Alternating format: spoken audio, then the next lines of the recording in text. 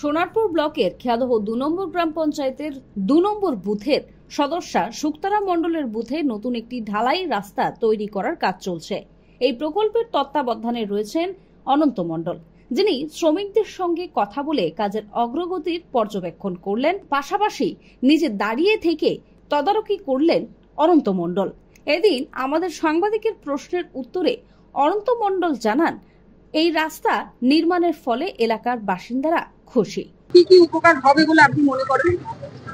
এই রাস্তার জন্য তো স্থানীয় মানুষের অনেক উপকার হবে, কারণ এই রাস্তাটার জন্য স্থানীয় মানুষের অনেক দিনের যেহেতু রাস্তাটা ছিল কিন্তু মাঝখানে ভেঙে যাওয়ার ফলে মানুষ বারবার আবেদন করলো, জানিয়েছে, আমাদেরকে বলেছে। বলার পরে আমরা প্রধানকে বলে আমরা পঞ্চায়েতের এমএলএ কে বলেছি, নেতাজিকেও বলেছি, নেতাজিও বললো ঠিক আছে করে দেবো। আমাদের এমএলএ এর কাছে যখন গেছি কিন্তু সেখানে দিদি বললো আমরা করে দিই, দিদি সবাই মিলে এটা থেকে করে দিলে সেই জন্য রাস্তাটা হচ্ছে। বিশেষ করে স্কুল আছে, বাচ্চাদের স্কুলের জন্য বাচ্চার মায়েরা আমাদের কাছে বাবারা আবেদন করছে, দাদা একটু তাড়াতাড়ি করে দিন। আমরা যথেষ্ট তাড়াতাড়ি চেষ্টা করে দিচ্ছি, তার জন্য ওরা অনেক খুশি আছে সবাই যে অনেকদিন পরে রাস্তাটা হয়ে গেল। রাস্তাটা খুব খারাপ ছিল, যাতায়াতের অসুবিধা হচ্ছিল, সেই জন্য পাড়ার মানুষ খুশি আছে, আনন্দ আছে। রাস্তার সঙ্গে সঙ্গে জল নিকাশি, আলো বা পায়ে হাঁটার রাস্তা, এই দিকগুলো কতটা গুরুত্ব আছে? অবশ্যই গুরুত্ব, বিশেষ করে পানীয় জলের ক্ষেত্রে বিশাল গুরুত্ব, এবং রাস্তাও তো অনেক গুরুত্ব, এবং তারপরে যে ইলেকট্রিকের যেগুলো আছে, ইলেকট্রিকেরটাও অনেক গুরুত্ব। এইগুলো আমরা সবসময় চেষ্টা করছি মানুষের কাছে কিভাবে দরবারে পৌঁছে দেওয়া যায়। মানুষের বাড়ি বাড়ি আমরা যাচ্ছি, গিয়ে ইনকোয়ারি করছি, যেমন তার ঘরে জলের পাইপ যায় না বা ফেরুল যায় না, পাইপ গেছে ফেরুল যায় না, তার জলের লাইন যায় না, সেইগুলো আমরা প্রত্যেক বাড়ি বাড়ি গিয়ে ইনকোয়ারি করে আমরা চার্ট তৈরি করেছি। চার্টটা আমরা পঞ্চায়েতে জমা করব, দিলে বাকি যেগুলো পাইনি, যেসব মানুষগুলো সাধারণ মানুষ পাইনি, সেই মানুষের কাছে আমরা জলটা যাতে পৌঁছে দিতে পারি, সেইটা আমরা সেইভাবেই চলছি, সবার মানুষের কাছে যাচ্ছি। এই রাস্তাটা ছাড়া ভবিষ্যতে কি আর কোনো উন্নয়নের প্রকল্প? হ্যাঁ, উন্নয়নের প্রকল্প আমরা সবসময় চেষ্টা করছি যে আমরা এই খেয়াদা ২ নম্বর বুথে, শুক্তারা মণ্ডলের বুথ, এটা আমরা চেষ্টা করছি এই বুথে যতটা পারবো মানুষের রাস্তা, জল, ইলেকট্রিক, আর হচ্ছে তোমার যে সাধারণ মানুষের যে ঘরটা পাওয়া যায়, ওই ঘর দেওয়া হচ্ছে।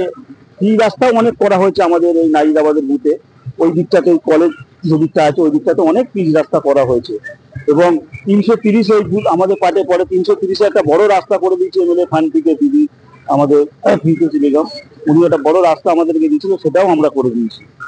প্লাস ড্রেনটাও আমরা করার চেষ্টা করছি, বাড়ির যে জলগুলো পাস হবে তার জন্য ড্রেনগুলো যাতে ঘরের জলগুলো আমাদের ক্যানেলের মধ্যে চলে যায় সেই ব্যবস্থা আমরা করছি, সেই চিন্তা ভাবনা আমরা। এই রাস্তাটি তৈরির পরে এই রাস্তার রক্ষণাবেক্ষণের দায়িত্ব কে নেবে?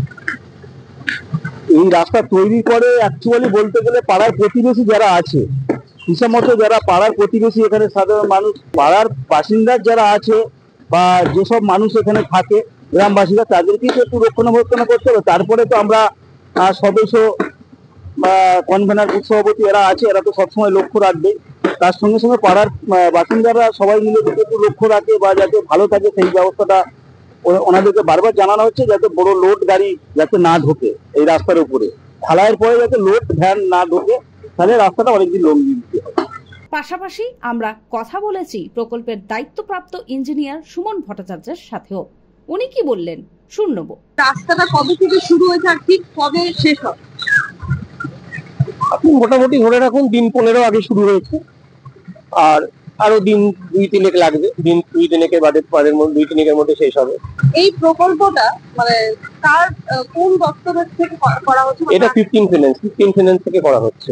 15 ফিন্যান্স আনটাই ব্র্যান্ড থেকে করা হচ্ছে। এই রাস্তা সাধারণত আয়ু কত বছর হয়? দেখুন, এই রাস্তার সাধারণত রাস্তার আয়ু তো অনেক দিনের হয়, এটা প্রোভাইডেড এখানকার লোকজন কেমন করে ব্যবহার করছে।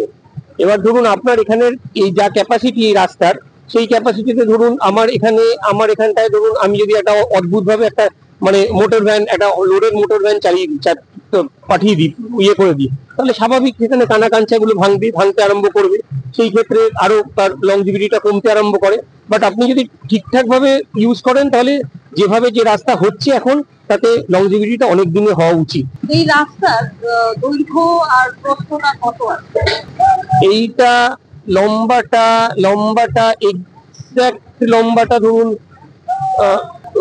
মানে চওড়াটা ধরুন আপনার 7 ফুট মতো হবে, 6.5 ফুট থেকে 7 ফুট মতো হবে চওড়াটা, আর লম্বাটা 600-700 ফুট হবে, 700 ফুট হবে, 700 ফুট মতো হবে। এই কাজে মানে কি কি উপকরণ ব্যবহার করা হয়? উপকরণ বলতে যা যা লাগে, এখানে ধরুন আমার এখানে একটা পাইলিং হয়েছে, বাঁশ পাইলিং বা পাইলিংটা করা হয়েছে, সেটা মানে শালবল্লা পাইলিং নয়, বাঁশ পাইলিং হয়েছে। তো বাঁশ লেগেছে, এটা বুঝতেই পারছেন, বাঁশ পাইলিং হয়েছে যখন আমি আপনাকে বলছি। সাথে তো ঢালাই করতে গেলে যা লাগে, সিমেন্ট লাগে, বালি লাগে, ইট লাগে, ইয়ে লাগে, পাথর লাগে, যা লাগে সেটা তো লেগেইছে, সেই দিয়ে কাজ চলছে। এবার এবং এটার স্পেশালিটি হচ্ছে সেটা হচ্ছে এখানে কিছু কিছু ক্ষেত্রে আমরা একটু রড দিয়ে ঢালাই করছি, পুকুর পাড়গুলোতে আমরা একটু রড দিয়ে ঢালাই করছি। আমরা এদিন কথা বলে নিয়েছিলাম এলাকারই এক বাসিন্দার সাথে, তিনি কি বললেন এই রাস্তা সম্পর্কে শুনবো। আপনার বাড়ি এখানে? হ্যাঁ, আমি স্থানীয় বাসিন্দা, নাজিরাবাদের বাড়ি, নিবাস মন্ডল। এই যে এখানে রাস্তা তৈরি হচ্ছে, কি বলবেন কতটা সুবিধা হবে আপনাদের? আমাদের সুবিধা প্রচুর ভালোই হচ্ছে।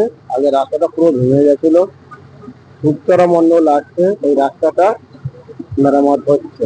কতদিন আমরা চেষ্টা করেছিলাম ওই শুক্তারা মন্ডল আসছে, উনি যেইভাবেই এত কষ্ট করে উনি ওইভাবে রাস্তাটা গুছিয়ে দিচ্ছে, খুব আনন্দ হচ্ছে। এটা প্রচুর ভেঙে গেছে। কলকাতা লাগোয়া নাজিরাবাদের এলাকার বাসিন্দাদের দীর্ঘদিনের চাহিদা মানুষের পূরণ হলো। Bureau report, news all India.